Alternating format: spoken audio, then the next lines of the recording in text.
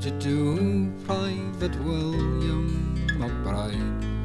Do you mind if I sit here down by your grey side, and I'll rest for a while in the warm summer sun? I've been walking all day, Lord, and I'm nearly done. I see by your gravestone you were only 19 when you joined the glorious fallen in 1916. Well, I hope you died quick and I hope you died clean. Or Willie McBride, was it slow and obscene? Did they beat the drum slowly? Did they sound the fife lowly? Did the rifles fire o'er ye as they lowered you down? Did the bugles sing the last post in chorus? Did the pipes play the flutes of the forest?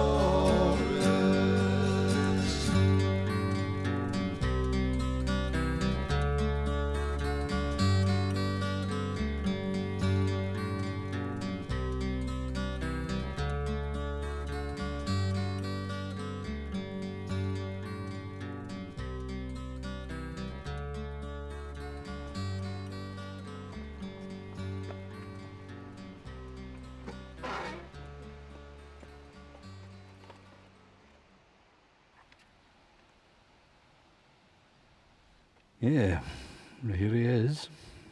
Private W21406, 2nd Battalion Royal Inniskilling Fusiliers. Yeah. 10th February 1916. There's quite a few remarks about Willie McBride here, of course. Visited McBride, R.I.P., always remembered. Always remembered Willie McBride. To see people paying tribute to Willie and thinking that's the Willie I wrote the song about, that's good. I mean, whatever drew them to this cemetery to pay tribute to these boys must be a good thing. We've still got young men dying in bloody Afghanistan and various other places for dubious reasons. So that's why a song written about a poor soul who died 100 years ago in World War I has still got currency, because it's still happening. You can call it whichever war you like, but the end result's the same: dead young men. Right. Well, the inspiration for the song came on my first visit to the Western Front. It was actually in Flanders, not in France. And just imagine a conversation with a dead soldier, stand by a graveside, asking questions that could probably never be answered. Anybody who visits places like this in Flanders or northern France are assaulted by a mixture of feelings. They have to be, if they're any sort of human being at all anyway, if they're paying attention. The prevalent emotion for me is sadness, melancholy rather than sadness, you know. Anger. I mean, I've just walked around this graveyard. There's only 400 odd boys buried here. It's quite a small one. And you look at their ages. Yeah, I'm looking at them now, 21, 24, 24, 21. They're boys. They're children. When war starts, we send our children to kill their children. It's simple as that. And that's what got to me first when I first came to places like this. Respect, not pride, but a respect. And it's a strange thing, almost a nostalgia. In spite of this horrific slaughter, There's a message here of constancy and duty and courage that is uplifting. There's a Willie McBride buried here, as we know. There's two of them here. And the one who's closest to the dates I mentioned in the song is the one that most people think I wrote the song about. They thought that I actually sat down there in front of this gravestone and, if not wrote the song then, got the idea and the impetus for the song then. Very romantic, and I wish it was true. But it was far more prosaic. I wanted a song that paid tribute to all the boys here. Every soldier that lies here is a Willie McBride, somebody's Willie McBride.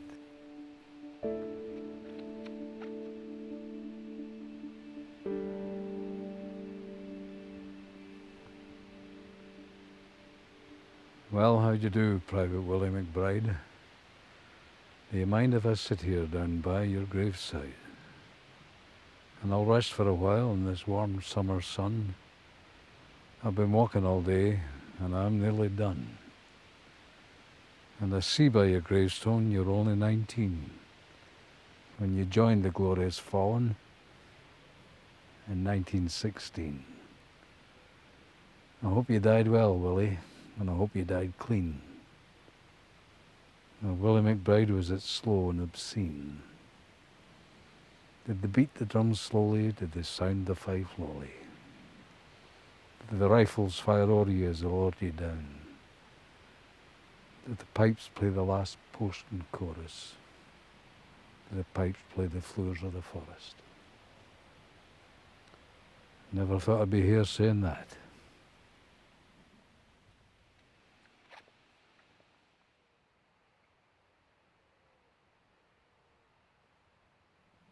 By the amount of the small crosses in that place in front of it, obviously it's the most visited gravestone in this cemetery. And there's little lyrics from my songs there, you know. And I don't know how you feel about that.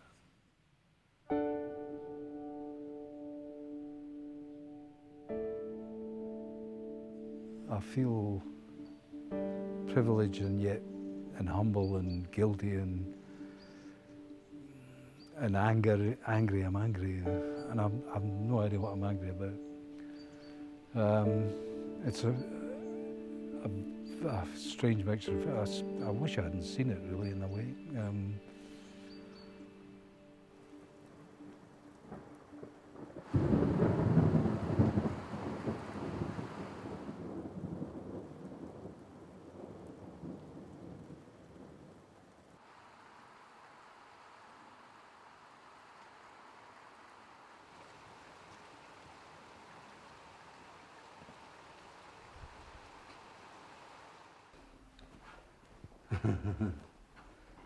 So, dans le jardin? Dans le jardin, oui, tout à fait. Oui.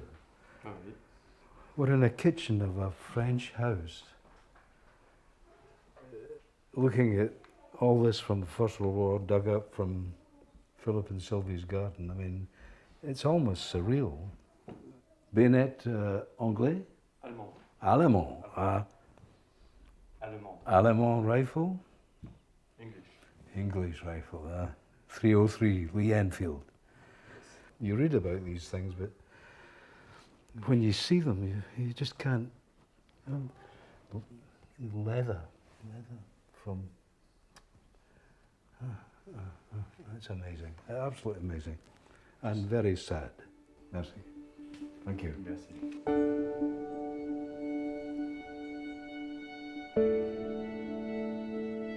It's not the fact that the gravestone has a Willie McBride that suddenly makes the man more real to me. He was always real. He was more real to me than anybody who's ever listened to my song. Believe you me, I lived with him for the 3 or 4 months it took me to write that song. I had Willie in my head here, I had his face there. I chose the name for 2 reasons. 1, it rhymed with graveside.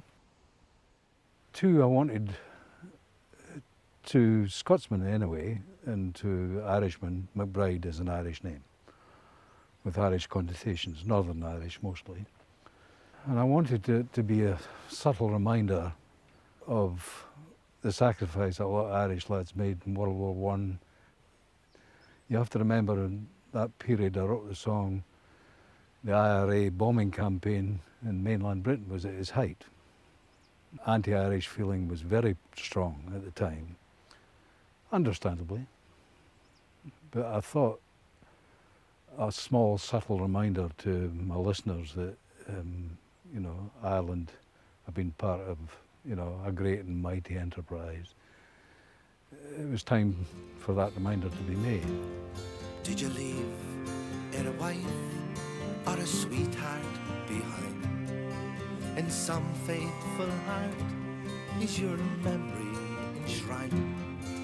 Although you died back in 1916, in that faithful heart are you forever 19? The reasons that song in particular and some of my other songs have been very popular in Ireland more than other places, there's multiple causes, but No Man's Land, for instance, was regarded by some sections of the Irish community, especially in the north, the Protestant boys, as a Republican song because it mentions the magic date.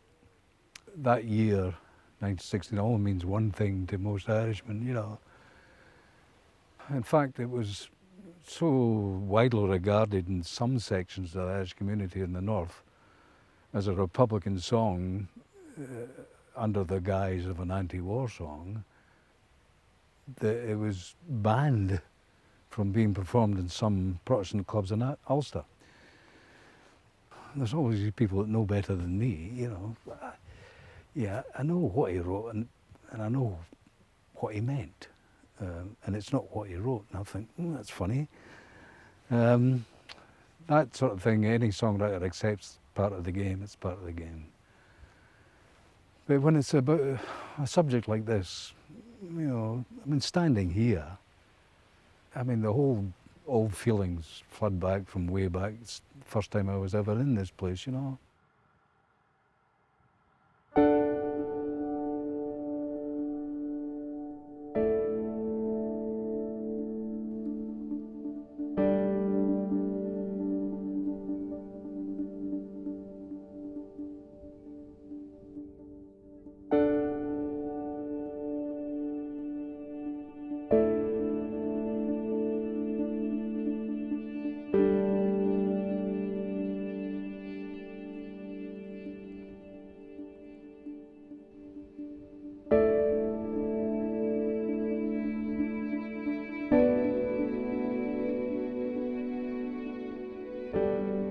At my feet there's a photograph of a soldier with his sweetheart, and it says more in that photograph than all these names chiseled on these walls, I think.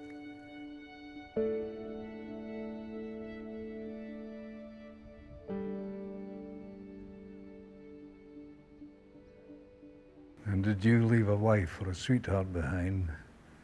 In some faithful heart is your memory enshrined? And though you died back in 1916, to that loyal heart are you forever 19? Or are you a stranger without even a name, enshrined forever behind some glass pane, in an old photograph torn and tattered and stained, and fading to yellow in a brown leather frame?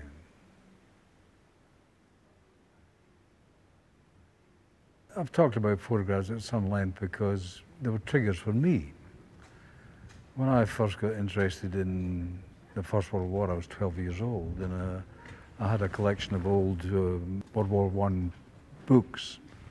And then my grandmother had two photographs on her mantelpiece of two of her brothers, whose names might well be here.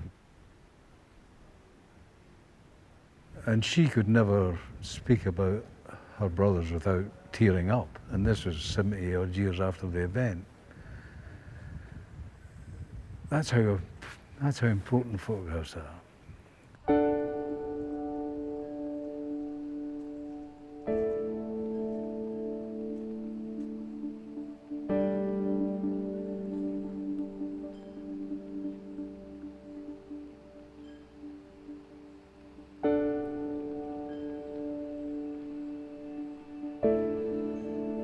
can't identify with it much.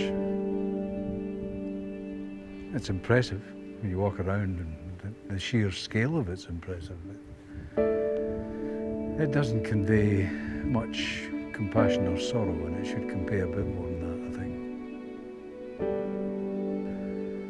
think. To see the tributes paid by family members who still obviously remember these boys is very, very fulfilling. That's more uplifting than any monument you can build.